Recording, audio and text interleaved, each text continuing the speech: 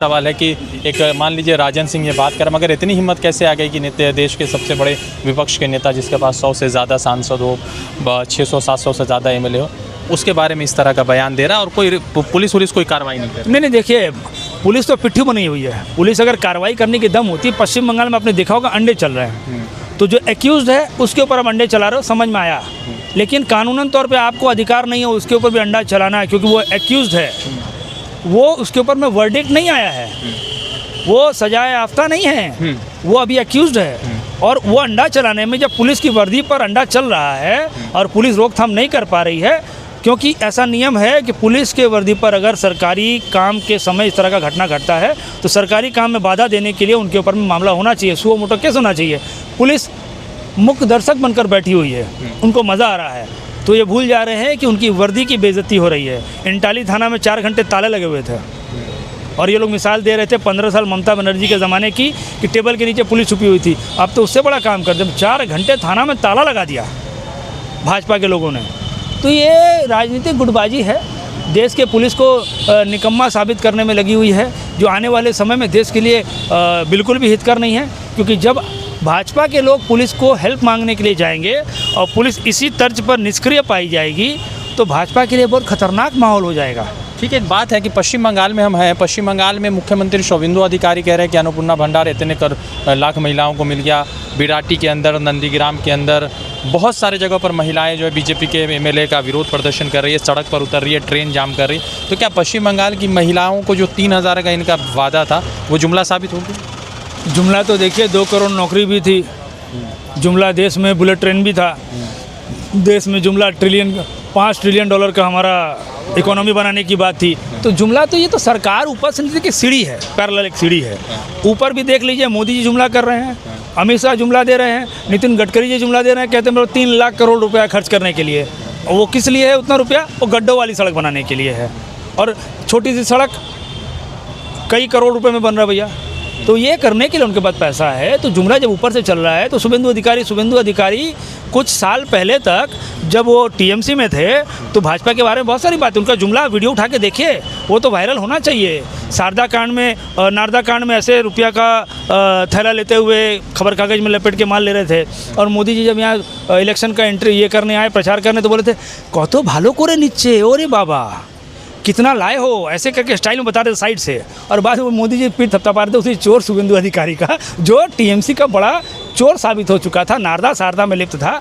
और मुझे तो तरस आ रहा है, सर मारा भाजपाइयों के ऊपर, जिन लोगों ने इतना साल बंगाल में बलिदान दिया, वो तक मूर्ख बने हुए हैं। भाजपा के वर्कर कभी हमसे मिलते हैं रास्ते में ना, तो उनके कई सारे नेता भी मिलते हैं, वो अपना माथा पीट रहे, बोले भाई साहब इतना साल हम लोग अपने नेताओं का नाम ले लेकर लोगों से कन्विंस करके वोट मांग रहे थे, और जीतने के बाद में फिर से वही चोर हमारे सर पे बैठ गया। उसके बाद में कई सांसद जो लोग चोरी के नाम पर लिप्त थे, वही शारदा नारदा वाले लोग, वही तृणमूल के चोर लोग जिनको अंडा मारने की बात की जा रही है, उनके कई विधायक, 40 विधायक, 50 विधायक इन लोगों ने ले लिया, एक साइड हटा दिया एनसीपीआई बनाकर।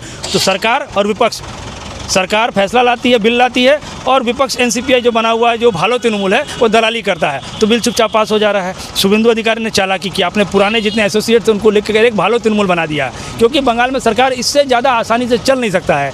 और वो लोग रीढ़ की हड्डी के बिना रेंगते हुए क्या बोले, कीड़े हैं, रेंगते हुए कीड़े, बिना रीढ़ की हड्डी वाले रेंगते कीड़े देखे आपने? तो वो लोग एकदम बोनलेस पर्सनालिटी हैं, ऐसे नेता ये लोग जो बात कर रहे हैं ना। सरकार एक बिल ला रही है, आपके पास डिबेट करने का पॉइंट है, वहाँ पर कलकत्ते का मेयर, एक्स मेयर ऐसे डरा पड़ा है, लगता है अभी कॉलर पकड़ के खींच के उसको जेल भेज देगा। अरे भाई, मुझे एक बार मेयर बना दो, उसके बाद हटा देना, और कोई भी माइकल हल कोई सजा दे दे, मुझे जेल भेज दे, मैं हंसते हंसते जाऊँगा जेल। अपने पार्टी के लिए लड़ते तो बहुत गुस्से में है ना, बिल्कुल गुस्से में है। उनको बेवकूफ़ बनाया गया। वोट के पहले नहीं बोला था कि 12 पेज का फॉर्म देंगे, वोट के पहले नहीं बोला गया था कि आपका 3 कमरा होगा तो आपको नहीं मिलेगा। अच्छा, ये शुवेंदु अधिकारी से मेरा सवाल है, और माननीय वो एक और मंत्री है अग्निमित्रा पॉल, वो झुग्गी घूम रही हैं, सबका छोटा, क्या जैसे कैंची से, वो डिज़ाइनर थी ना, कैंची से सबका कपड़ा छोटा करती थी पहले, अभी झुग्गियाँ छोटा करवा रही हैं। रास्ते में निकल तिरपाल अड्डा छोड़ो को तब रखते हो ना, वो सब रास्ते निकल के। आप मिनिस्टर है भाई, आप ऑर्डर पास करिए, एग्जीक्यूट करवाइए अपने ऑफिसर से। आपके डिपार्टमेंट के लोग क्या कर रहे हैं? और ये 3000 के नाम पे देने पे आपने पहले तो नहीं कहा था महिलाओं को कि अपना 3 रूम थकले आप नहीं पावे ना, 12 बजे का फॉर्म फिलअप करना पड़ेगा। अच्छा, आप लोग क्या चाह रहे हैं कि एक ही कमरे में सास ससुर, बहू बेटा, भाभी, देवर सब एक साथ रहे। मैं उनको अधिकार नहीं है 2-3 कमरे घर बना लेने का। सरकार तो ऐसे उनके साथ में दो आंखें कर रही, लगता है कि सरकार ने उनको 3 कमरा, 2 कमरा, 4 कमरा बना के दिया है। सरकार के पैसे से बना है? शुभेंदु अधिकारी अपने घर से दिया क्या पैसा?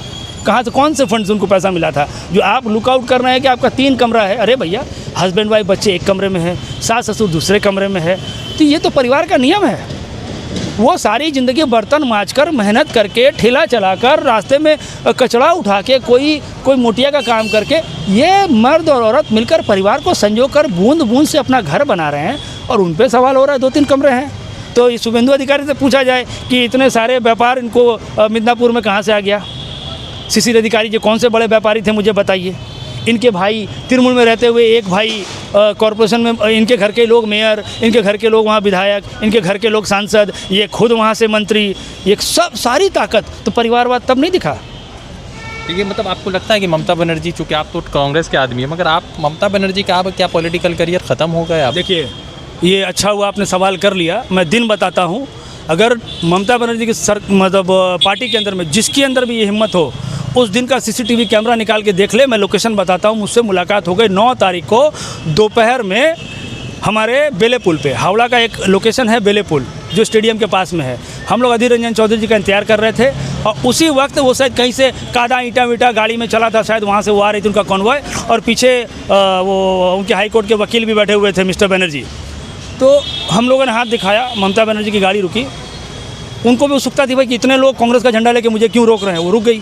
मैंने उनको सीधे सीधे तौर पे कहा कि आप कांग्रेस में आ जाइए, विलय कीजिए अपनी पार्टी का, हम आपको सिक्योरिटी भी देंगे और आपका मान इज्जत भी बचा रहेगा। उन्होंने सीधा मुझे ऐसे हाथ दिखा के कहा कांग्रेस করলে আমি নেই।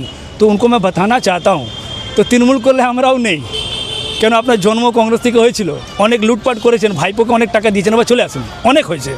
कि ये मैं ऑन रिकॉर्ड बात कर रहा हूँ, प्रमाण है मेरे पास में उस दिन का, जब वो हाथ दिखा के मुझे जा रही थी वापस ना, तो वो छोटे से क्लिप मेरे पास में है। आप चाहेंगे तो मैं आपको दे दूंगा।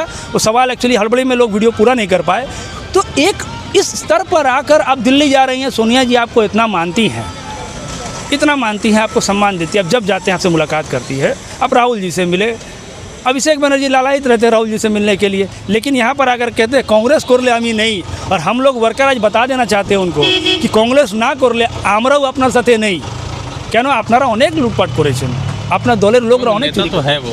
नहीं, ठीक है, मैं कहाँ बोल रहा हूँ नेता नहीं है, बिल्कुल, लेकिन हारे हुए विरासत का राजा है वो। अब उनको विलय कर लेना चाहिए। देखिए, और विलय हो जाएगा तो अंडा नहीं चलेगा।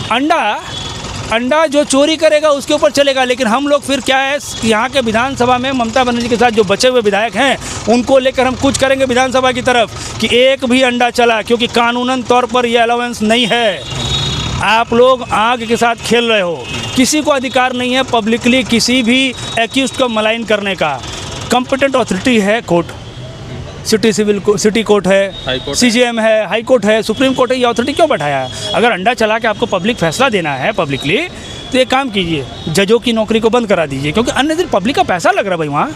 तो ऐसे लोगों को जब आप नौकरी पे है, सरकारी तनख्वाह मिल रही है सरकारी महकमा चलाने के लिए, और फिर आप कहते हो कि हम अंडा चलाएंगे, और पुलिस के वर्दी पे गिर रहा है। हमको तो लगता है पुलिस मंत्री शुभेंदु अधिकारी का घेराव करना चाहिए कि पुलिस के वर्दी के ऊपर अंडा चल रहा है और आप चुप है।